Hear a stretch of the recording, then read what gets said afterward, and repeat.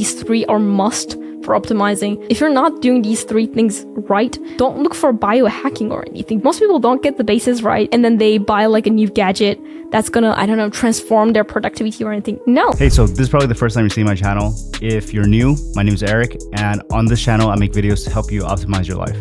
This is the first episode of the Outliers podcast, where I'll be directly interviewing high performers, also known as outliers, and breaking down their tools and routines so that you can easily implement them into your own life. Today I'm talking with Ruri Ohama. She's a self-improvement YouTuber and medical student with over 1.3 million subscribers. She consistently makes over $50,000 per month, despite the fact that she was diagnosed with ADHD. She's currently 22 years old. I met Ruri about a year ago from YouTube, and since then we've become good friends, and we do a regular YouTube mastermind where we share the things that we're testing and learning, both with YouTube and also other things in our lives. In the first part of the podcast, we talk about her daily routine, how she stays productive, how she balances her schedule, and some of the best investments that she's made. In part two, we go really deep in the weeds and we talk about YouTube growth and monetization strategies, which is really amazing if you're already a creator or you're thinking about starting a YouTube channel. She actually grew from 0 to 100,000 subscribers in just 3 months, and she hasn't slowed down since. But let's get into the podcast. All right, so Ruri, can you give us a quick background of who you are and where you're at today?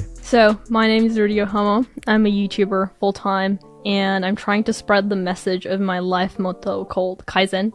Kaizen in Japanese means actually kind of improving, and my life motto is kind of becoming better than yesterday about any topic that I want. So on my YouTube channel, I try to encourage people to improve themselves in any area that they want, and I'm trying to kind of like share informations and the tips and tricks that I've learned. One thing that I've been really interested in on my channel is routines and be productive. So yeah, the first thing I want to ask is about like your morning routine. What does that look like? When do you wake up?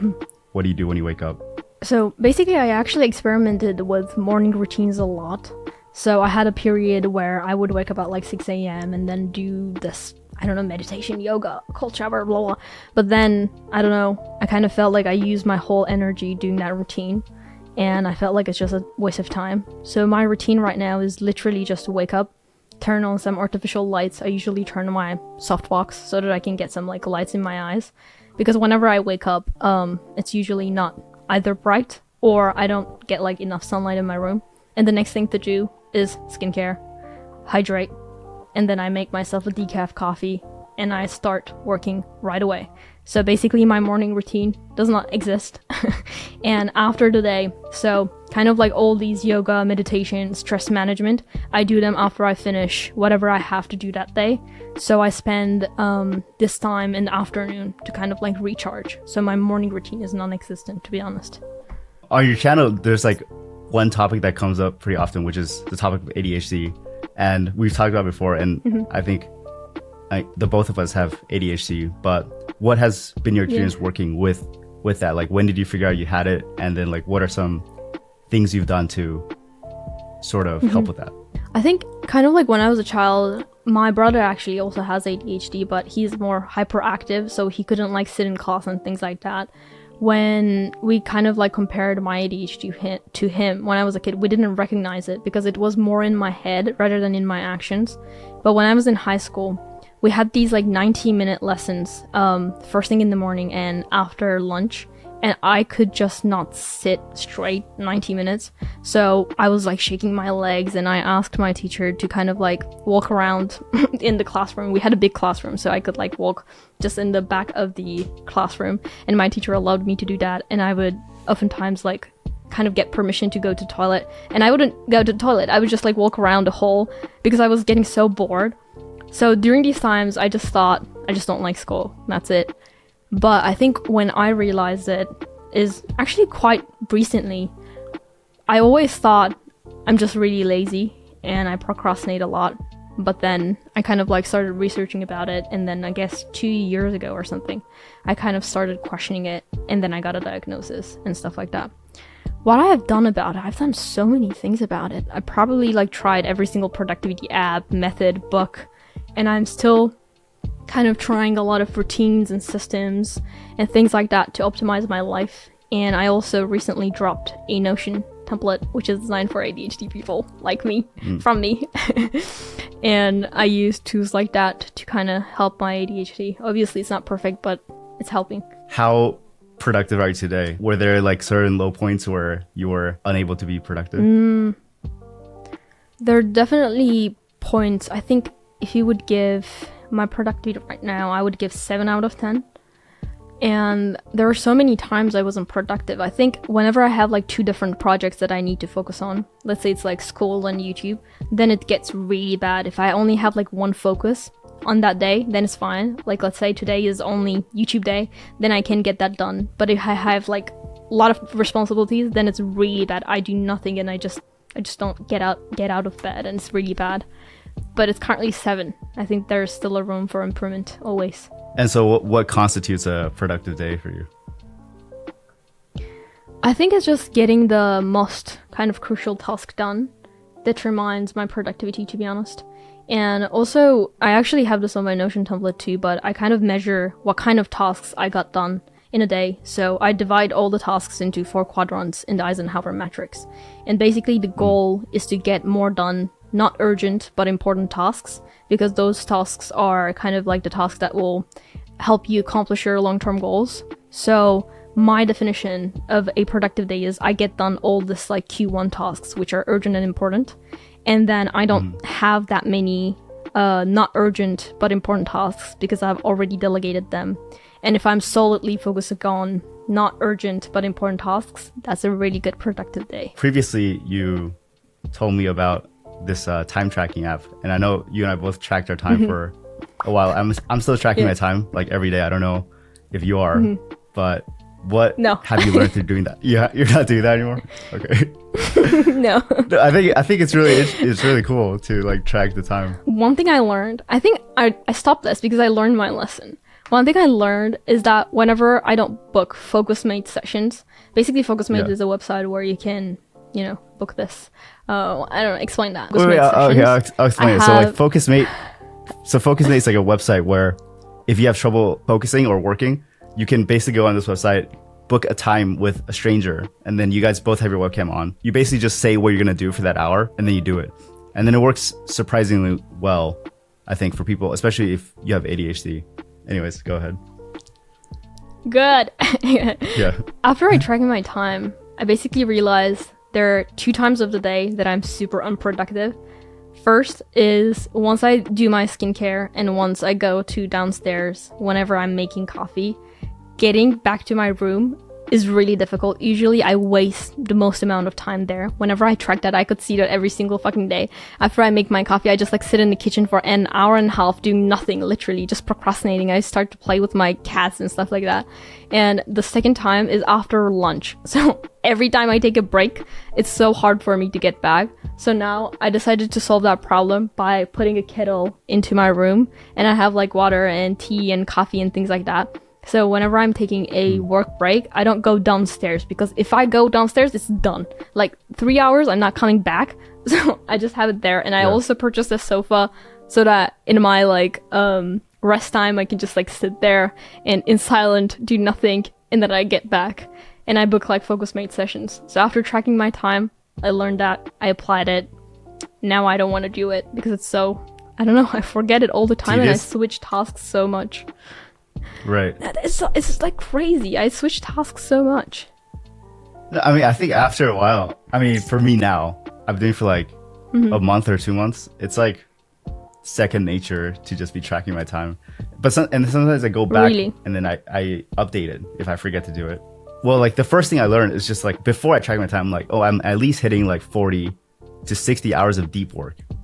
But then when I actually track it, like the actual times I'm like sitting down and then like focus and do something, it's like, at first it was like only like 2 hours a day on average or something.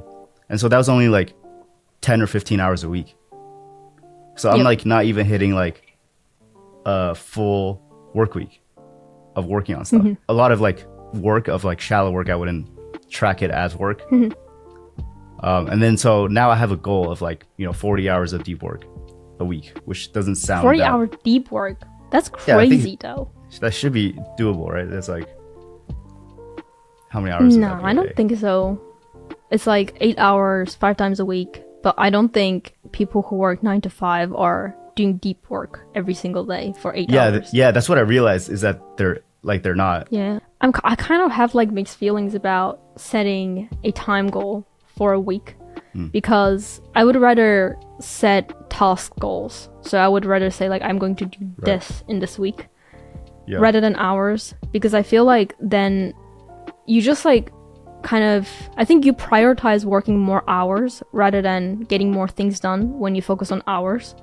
Because my goal is now to, so basically when I do tasks, I also track my time. It's not that I track whole day, but I just like track the single task. And I basically like write my expectation for that task and how much it took. And I can see it in the timeline. It's like getting shorter and shorter, and that's the goal. So I think working long is not the goal though. Like I don't want to work more than 4 hours in a day. So my goal is to maintain my business under 4 hours, so that in a week I would only work 20 hours and still maintain the business. Why do you want to work so long? I don't know. It's just a goal, but right now my average is like 20 to 25 hours. So on average, and it should be good though. Yeah, but I just feel like the expectations should be like, at least push it to a normal work week. No, the reason why you're picking a creative career is because you don't like the normal job. So why would you implement the parts that you don't like into something that you like, where you have the freedom? So I would say no to hours. I would say more to efficiency. Maybe it makes sense to actually cap it, because at first I was thinking like 40 hours is the cap for a week, and if I hit 40 hours, then I'm not going to work past 40 hours. But then it's actually really hard to hit 40 hours of deep work. Then cap it at 20. Say my cap is 20. And I think it would be kind of good to cap the hour and set the amount of the work that you need to get done. So you have a cap at 20 hours, but you need to make, let's say, like 2 videos or whatever you're working on, so that your time is limited, so that your brain kind of starts thinking about the most efficient way of doing that. That's what I would do. Yeah, I think that's a good idea. But I also track like other things, like some hobbies where I want to put in a certain amount of hours and I'm not, like, for example, like playing guitar or studying Japanese, and just tracking it helps with improving it, just because like I'm aware of how much time I'm spending, and so I think about it more often. I do something similar by setting daily highlights basically every single day, something that I'm excited about. And I have many interests, and I'm not necessarily like looking to get really good at my hobbies. I just want to explore a lot of things. So every single day I just set one thing that I'm excited about, and I'm gonna make time that day. And that's also the Q2 task of like not urgent, but an important task. Obviously, since it's a hobby, it's not urgent at all, but it's important for me. So I do it by setting daily highlights. And I just realized that reading is one of my hobbies. I don't know, I just like reading about business, and that's my hobby. I count it as a hobby. Yeah, what are you reading now? I'm currently actually reading, I always read multiple books at once because I get bored. So I usually read like 5 to 6 books. Yeah, I do the same thing. Ah, really? I feel like it's an ADHD thing. Yeah, I think so. So I'm currently reading the Rich Dad Poor Dad, because surprisingly I've never read it. And at the same time, I'm reading Rich Dad's Guide to Investing. And I'm also reading Never Split the Difference, the book about the negotiation skills. And I'm also reading 2 Japanese books. One is Memo no Maryoku, and the second one is Mokuteki Doribun. Would you say you're a fast reader? Define a fast reader. Is the goal to read more books? Or is the goal is to kind of read and implement? Like, what do we mean by reading? Even just like finishing a book. Because I feel like that takes a certain amount of attention span that a lot of people struggle with today. Like some of my friends I talk to, it's like, I'll give them a book, at the start of the year. And at the end of the year, they made it like 2 chapters in. And that's like the only book they picked up. I think the reason is because people don't know how to read books. People kind of, if it's not a novel or anything, if it's like a more business book or education kind of a book, you don't need to read every single page. So I don't understand kind of people trying to read every single page. And since I don't read every single page, I just like look through and whether I need that information. And every single time I actually read a book, I kind of like ask my question of what am I trying to learn from this book? And if I don't have anything to answer, then I don't read that book, because it means that it's not really the time for me to read that book, and I don't have a purpose. It's just a waste of time and a waste of input, to be honest. So I would ask myself a question, what's the purpose? And then I will try to kind of like answer that question in the book, and I will like look through the pages. So if you mean that is finishing a book, then yes, I can finish books fast. Right. But if you mean reading every single page, then I don't finish books. Yeah, I mean, I think one thing that is a very useful tip is also like just books once you already get the point. Because I've noticed that there is a type of book where the author is trying to fill the pages. Like they don't actually have that much depth to say. Like the book is actually just the title. Yeah. And sometimes it's like sparked from a like a viral article or something, and then they feel the need to write a book. Mm-hmm. But has there been a book that you've recommended the most or gifted the most to somebody? I think the book that I recommended the most can be The Unfair Advantages. Not necessarily, it used to be my favorite book. I think now it's not my favorite. It's still a really good book though. But I think most people need to read it. Yeah. Because I think it answers a question of, oh, the world is so unfair, this and that. Yes, it is unfair. It will be always unfair. But it's, you know, unfair to you, unfair to me, unfair to everyone. It's more about like learning how to use that unfairness of the world. So I like that, because I think the victim mentality these days is so strong. So that book kind of allows you to maybe decrease that mentality or maybe even overcome it. So I like that book. So that's why I think I recommend it. How do you optimize your time, health, and productivity? Are there things that you choose to not optimize? Actually, there are a lot. So one goal that I have myself is, this is for socializing. So basically, I'm kind of antisocial, and it doesn't matter how much I like you before meeting you. Like till the last minute, I would be like, I want to go home, I want to go home, I want to go home. And then I would meet my friends and I was like, oh, that was so fun, let's do it again. And then the next time I would hate that idea once again too. So I think my kind of like role is, usually I have like mixed feelings of like, oh, the last time was fun, it might be fun this time too. So my goal is, if we meet up and 3 times in a row, if I think it was boring, then I'm not gonna meet that person anymore. And the second thing that I have is definitely about like replying to messages, I think. So I don't really like chatting on WhatsApp or on social media, because I'm not that online actually. So I like booking calls. I don't like shallow conversations. So I would rather book an hour or even like 30-minute call with my friends. And I would like to have a deep conversation. I just don't like shallow talk. I don't do small talk.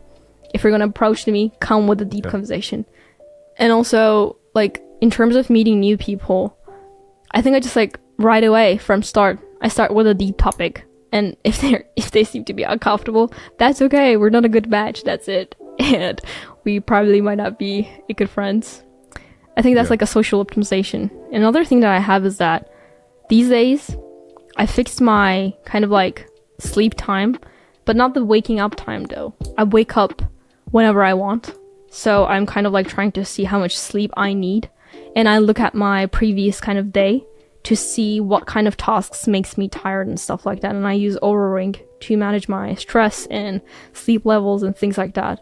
And that's like one side of optimization. I don't know, I have so many things that I do to optimize my life. It depends on how deep you want to go. So tell me more. I think also like exercising regularly is like one of the most important things I feel like I've done for my work. I've been exercising like at least 4 times a week since 2 years or so. I'm quite ripped. And I don't know, it gave me like so much energy and also discipline.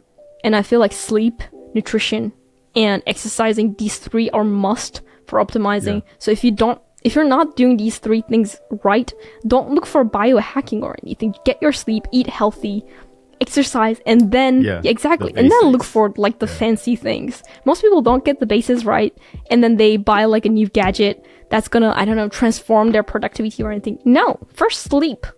So I think the basics are the most important things. Yeah, there's no point in getting a fitness tracker if you don't even work out. Exactly. Wait, I think it can encourage people.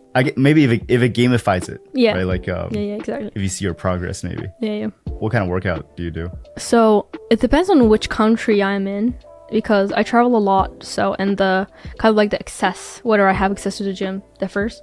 But when I'm in Turkey, right now I'm in Turkey, I usually go for a run 2 times a week.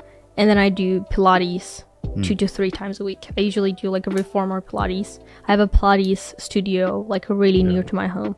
So I go there. And when I'm in Italy or when I'm in Dubai, I usually hit the gym, lift some weights 4 to 5 times a week. And when I was in Dubai, I was also like doing more group lessons of like Pilates, dance, like body weight things. But I think once I'll return to Dubai, I'll do Pilates group lessons and then golf. I want to start golfing and then hit the gym. We talked about doing a challenge together. Yeah. Which was like running every day, which I am doing. Like I am doing, and I'm like updating on Instagram. But why did you decide to stop doing that? Betrayer. You said we're gonna do it together. No, for context, like we said we're gonna do it in December, and I'm like, I started doing it for 2 weeks, and then I see on the habit tracker app you didn't do it, and then you're like, oh, can we move it to January 1st? And I'm like, okay, sure. And then so I took a break and I started January 1st again, and I've been like I haven't missed it, and then I see yours is like all blank. I didn't even deleted that habit thing. The running, I deleted that section. Good question. Why? Yeah. So I've realized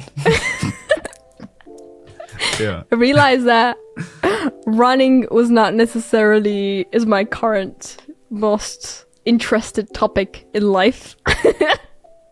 So if I'm gonna do a 30-day challenge, I need to be like super interested in that, because it's like something about me. Like if I get obsessed about something, I get obsessed so much about that thing, and I only think about that thing for the whole day. I learn about it. I read books. I take courses and shit. But then it's not a challenge. Then it's not a challenge. It's like easy. Like running, I'm currently not that interested. Yeah, that's why it's a challenge. It's difficult. But if you're interested, it's easy. It's not a challenge. You just do it every day. But what's the point of running every day? That's the point of the challenge. Like you see if there's a point at the end of it, right? I am more interested in doing other challenges. That's the reason. Okay. I have better interests. Okay, like what challenges? Meditation for 30 days. And kind of like maybe getting our cortisol levels checked to see whether it like affects cholesterol or things like that. That would be interesting. Yeah, maybe like a brain scanner. Yeah, I have no idea whether we have brain scans in Turkey. Like they sell this one called the where it scans your brain waves. Yeah, but usually they don't send it like internationally. They don't send it? No. I remember you recommended like a glucose tracking thing, and we reached out to that brand because I was interested. But they said that they can't send it like internationally because there are like regulations and stuff like that for these health products. So it's quite hard. But I can come to LA just to get a brain scan with you and do a challenge to kind of apologize for the running challenge. No, we can still do the running. It's not too late. We can still do it if you want to do it. Still start running 30 days. Let's start with meditate. When you started your YouTube channel, it grew pretty fast in the beginning, right? In a couple of months, you got to 100K. Yeah. And then since then, you've like just continued to accelerate. Yeah. So like, what were your unfair advantages like when you first started, and have those unfair advantages changed in your position now? I think one of the unfair advantages that I had is that I wanted to start making, I wanted to become a YouTuber since 2016, and I've been making videos and kind of like trying to learn about YouTube for such a long time. It's been it's been even 8 years. We're coming to the 8th year. So I think one of the unfair advantages is that I grew up with YouTube. Like I was literally 15. YouTube wasn't that developed back then. We didn't have many YouTubers. And I didn't grow up with TV. I grew up with YouTube. So YouTube was like natural place for me. And I also learned English like through YouTube videos. So for me, internet was kind of like my home. So I think that's like one of the unfair advantages that I had, because I lived on YouTube. I was watching YouTube 6 hours a day. So I think once you consume that many videos, you kind of like naturally develop a sense for videos, like to how to cut, where to do, and what kind of like thumbnail and title people like, things like that. So I think that's definitely one of my unfair advantages. And also being this cute is my unfair advantage, obviously. I mean, I had that in 2016 too, but I only had like 7 views or something. Yeah. So sometimes it doesn't help, but but it's okay. Who are your biggest inspirations for YouTube? When I just started, actually, there's like a big influencer in Turkey called Duygu Özaslan. And when I was in high school, I really liked her videos. It was like she started her channel when I was just like watching YouTube, and I could see her kind of like improve her videos and stuff like that. And I was like, oh, if she does it, I can do it too. And then I grabbed my camera and posted my video literally the next day. So I think that maybe was my biggest inspiration. And for this channel, I think I had many inspirations because like I've been watching YouTube for such a long time. It was just a kind of like a matter of time. I just had different favorite YouTubers, I would say. What made you create a new channel? Like, why didn't you stick with the channel that you had before, or the channels that you might have had before? Because I changed the niche and I changed the complete concept, and also like starting from zero was much better for me because my past channels, I kind of like announced it on my private Instagram, so like my friends were following it, and so I had like couple hundred subscribers, but those were like my relatives and like my friends and stuff like that. But I started a brand new channel with 0 subscribers, and I didn't tell it to actually too many people. I just like told it to my mom and a couple of my friends, so that anyone that subscribes to my channel would be someone who have seen my video and just like subscribed, literally, not because they know me, but they liked my video. So I wanted to have a fresh start. And also I kind of like, because I was trying to become a YouTuber kind of like third of my life, crazy, even more than third of my life, I finally made the decision of, okay, like I'm going to open this channel from scratch and I'm going to keep going till I succeed, like till I become a YouTuber, and there's no kind of like going back. So it was the kind of giving a promise to myself, and that helped a lot. What did you define as like success at the time? Was it like a viral video, or hitting a certain subscriber count, or monetary? I think for me at that time, like in the beginning, I really didn't have much monetary goals, because the goal has become like I want to post videos and I want people to watch it. That was such a big goal for me. So for me, I think that time I was thinking, I actually have like a note where I've written like my goals, and for I think I started posting 2020 December or 2021 January or something like that, and the goal was to hit 5,000 subscribers that year, and then the next year 10k or something like that, and then in the third year we have a big jump of 100k subscribers. That was my goal. So I was trying to get to that first 5,000 subscribers, and that was my like ultimate goal for YouTube. So what happened, and how long did it take you to get to 5,000 subscribers? So basically, I think I started posting regularly from 2020 December or something, and I was uploading 3 times a week, something like that, and nobody was watching. I was getting like 3 views, and suddenly one of my videos like went viral, and I was sleeping. And my mom like knew I had a YouTube channel, and she literally like ran to my room, woke me up and said, "Ruri, your video went viral." I woke up and I had 5,000 subscribers, and the video got like 30k views or something like that. I don't even remember. But then from there, every single time I would kind of refresh my YouTube studio and I would get like 1,000 subscribers. And in one day, I think I got like 10k subscribers in max. And in just a couple of days, we had like 40k, and people were commenting. People were saying like, "Oh my god, I love your videos." And it was crazy. And I was everyone's feed. So my brother's friend would like message my brother saying that, "What the heck? I've seen Ruri on my YouTube. She's going viral." And it was crazy. I had a lot of people reaching me out saying, "I've seen you on YouTube. You made it." And I was like, yeah. And from there, it never stopped. Damn. Interesting. That kind of reminds me of my experience, except mine stopped. So because Yeah. you took a I had a break. viral video. People people reached out to me, and then I'm like, yo, and then it just stopped. Because you took a break, and I kept going for a year and a half non-stop, Right. posting 3 times a week. I was Yeah. dying, but I was like, I'm gonna forget about my soul. I'm gonna make this happen, because I knew if I would take a break, Yeah. people will forget about me, because there's so many people that goes viral and they don't keep continue like you, and then people forget about them. So if I have like one chance, and if I get that from the gods of like YouTube, I'm gonna use that. I'm never letting that go.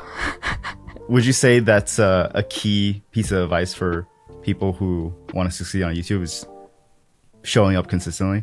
I think it depends. So I would give that advice to people with different stages, to be honest. I think in the beginning, yes, consistency important, but I think having a clear goal, clear vision is the most important thing, because I see many people like posting random videos and wasting a lot of time and money on it. So first, I would really clarify my goal, my message with my videos, what problem am I trying to solve, and after that, I would start being consistent. I think most people needs to really be clear on their goals and what they need to deliver first, and then create videos, be consistent. But once you're established as a big creator, you don't necessarily have to be that consistent.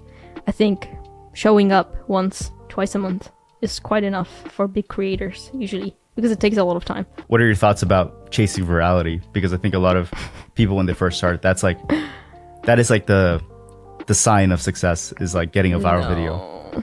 But we've also talked about how a lot of creators burn out when they just constantly chase virality. I think virality is kind of like a nightmare.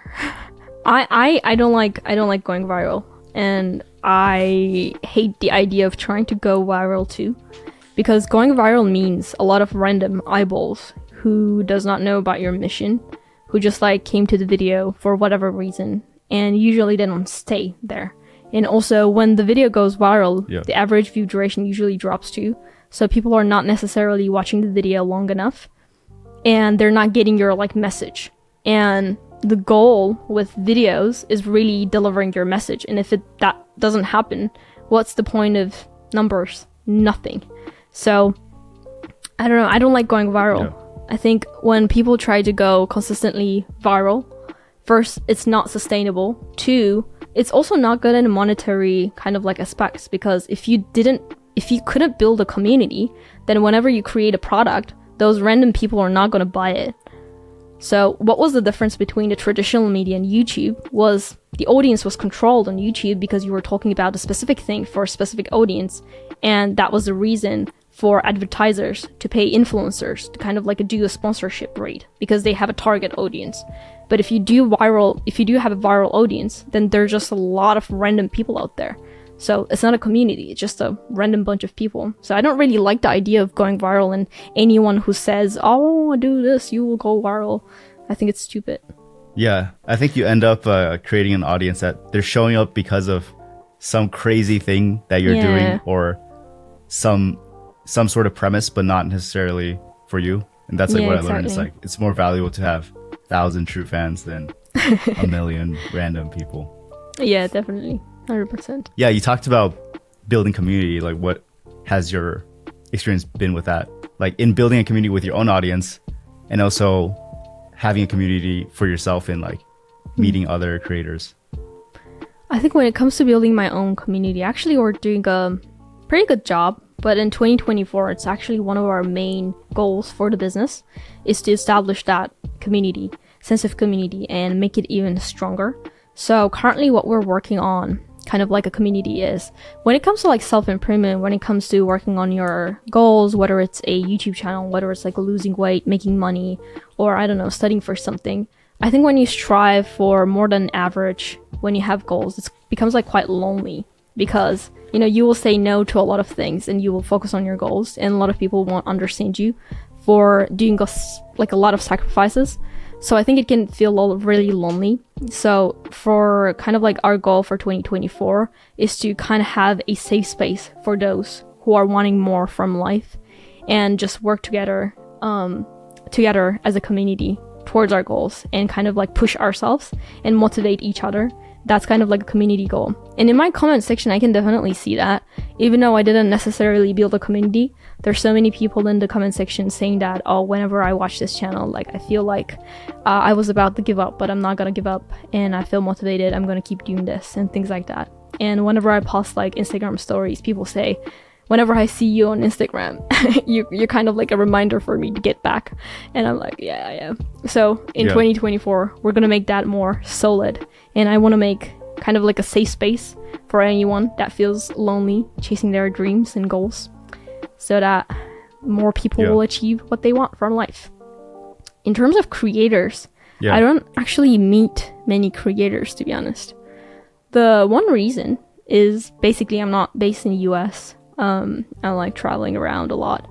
And the second reason is that I don't really like having... So in Japan, we have this kind of thing of hiroku asaku. That's kind of like a friendship that I don't like. Hiroku asaku means like you have a wide range of friends, but it's a shallow. Instead of that, I would like to have more small circles, but my friendship is deep. So I don't really reach out to creators that much, I would say. I think it's super underrated to meet other people who are on a similar journey as you are, because like one, you can just push each other to go further. And then two, when you see other people also working towards something, it becomes the norm. And then so it's not so weird for you to be doing something that's like straying from the conventional path. Do you think it's important for people who want to become creators to create a mastermind and try to meet other creators to bounce ideas off of? Or do you think it's not that important? I think it's definitely important, because like your circle kind of sets the expectations that you have for yourself and also for the work that you do. So if you surround yourself with a lot of like creative people who are also trying to get better every single day, then you kind of like adjust to that environment. But if you don't have any creator friends, or if you're not involved in any community or any course or anything, I think it's quite hard to like to create, because most people don't create and they're not gonna get it. So I think definitely doing masterminds is like a must. And if I could go back, that's like one thing that I would do from the beginning, is really to find a circle where I can just, drop some ideas, talk about it, discuss about it, do some brain dumps together. I definitely have like met a bunch of creators that I meet with, and you being one of them as well. And I think one of the biggest benefits for me is like just the like social accountability of like, constantly talking about this. And then I see that you're uploading like 3 times a week, and I'm uploading it 1 time a month, and I'm like, what's going on? Like, why is my process so broken? Yeah, exactly. And then it makes me try to like pick up. Yeah, and I also like our calls, by the way, for those who are watching this. We usually do... How often do we do our masterminds? Is it once a month? Maybe once or twice a month. Yeah, maybe. once or twice a month. And these like masterminds go for 3-4 hours, sometimes even longer. I remember we had a 6-hour mastermind or something. that was crazy. So. But I think we get distracted. I think that's like when we get like distracted. Yeah, exactly. With talking about other random stuff. Yeah, but kind of like even just having that call in my calendar, seeing your name, kind of reminds me that, oh, if I don't do anything till our call, I don't have anything to share with you. So I'm like, okay, let's work on this. Let's learn more about this thing so that I can bring more ideas and things like that. So I think just even having that in a calendar is like an accountability itself.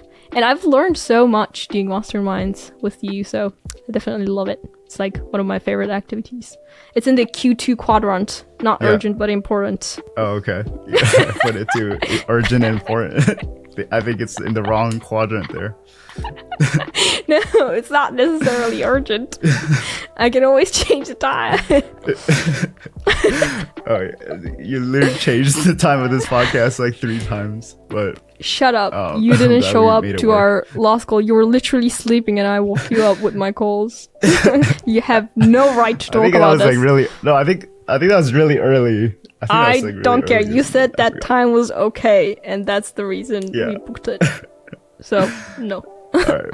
Do you think accountability is important for achieving anything? Before we talked about before, you said like there are periods where you thought accountability is overrated, but what do you think now? I think accountability is good, but it's not a must. I think it's nice to have. You can still achieve so many things without accountability. I mean, I did them.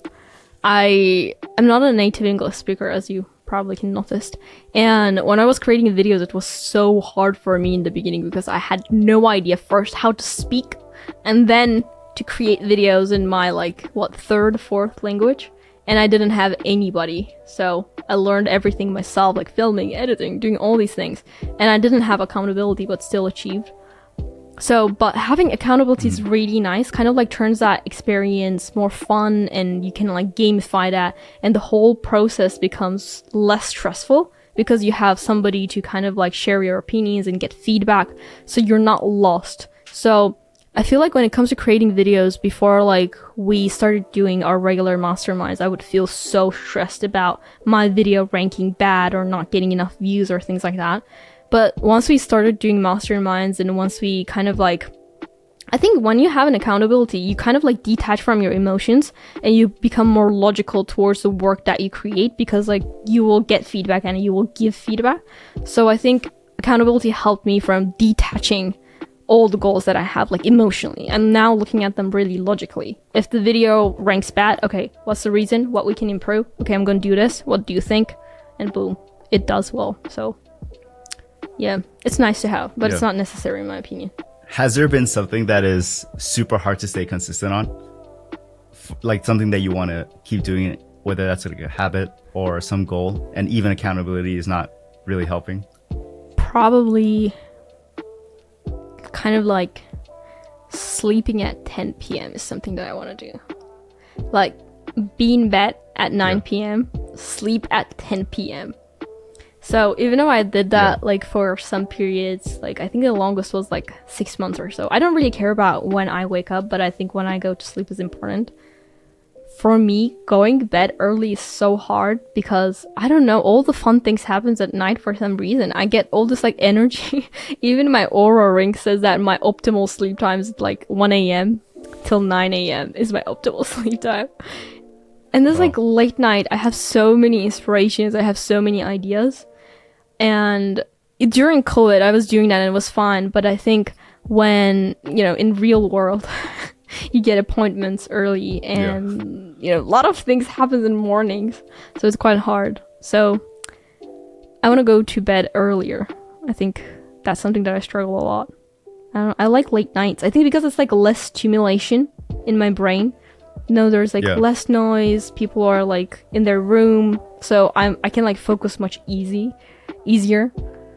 But during the day, it's so bad. I get overwhelmed so easily. So I think I just like nights a lot. I love it. Yeah, I can definitely relate to that. Right. And especially during COVID, I think my sleep schedule was like going to bed at like 4 every day or something. Mine wasn't that bad. Mine was like 1 a.m., 9 a.m., 1 a.m., 10 a.m., kind of something like that. I mean, what worked for me was just setting up a block so that I get locked out of my phone and computer at 10 p.m. because then there's nothing else to do except go to bed. I'm also blocking though. Also, basically I set an automation to turn my basically phone into black and white so that it doesn't have colors and it's not exciting and things like that. But I'm so good at stimulating myself. These days I'm reading, like I start reading at 9 p.m. and I read till 1 a.m. And yesterday I did that too. Like I've been reading every single day for 3 hours. And then I started like mind mapping and I start coming up with ideas and stuff like that. And I can't sleep. Basically, I have a rule to myself is that at 12, I'm not going to do anything. So like no device, no content, no pen and paper. I can't hold anything. I'm in bed and I'm like waiting like this. Yeah. And then I fall asleep. That's what I do these days. Yeah. I've heard Tim Ferriss talk about this and I think maybe Tom Bilyeu too. But they talked about how like it's probably a good idea to avoid reading nonfiction at night. Because when you read nonfiction, or like at least when I read nonfiction too, like I start getting a lot of ideas and then I get excited about the things I'm going to do. And then it's harder to go to bed. I tried that. So what do you think? I heard that and I tried it. And I swear to God, I'm going to kill that person who gave that advice. I had like a novel basically. I was reading it. I got so interested. I finished that novel literally in one night. It was 6 a.m. when I finished the book. And I was like, fuck it, I'm not doing this anymore. And now I stick to nonfiction because if I read fiction, I swear to God, I will read it till I finish it.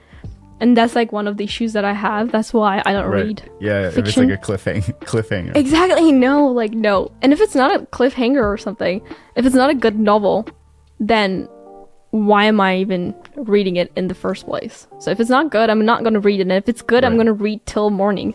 What do you think is one of the best investments that you've made? Like, it could be money, time, or people. I think I have a lot.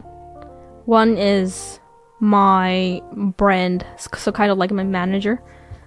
Managing all my emails and my brand partnerships and stuff like that. Probably that's like one of the best investments in terms of money.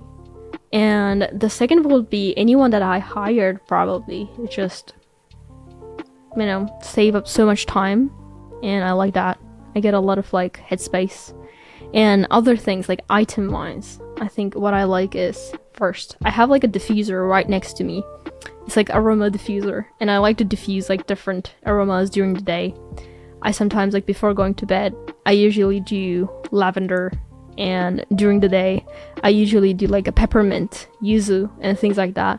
So it kind of like, scent is really important for me. I think it distracts me a lot when I don't like the room, the scent, and also the noise. So for me, those are like really important. That one. Wait, my chair is actually one of my favorite investments that I've made.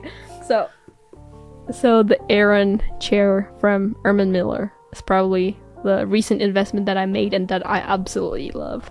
It's so good.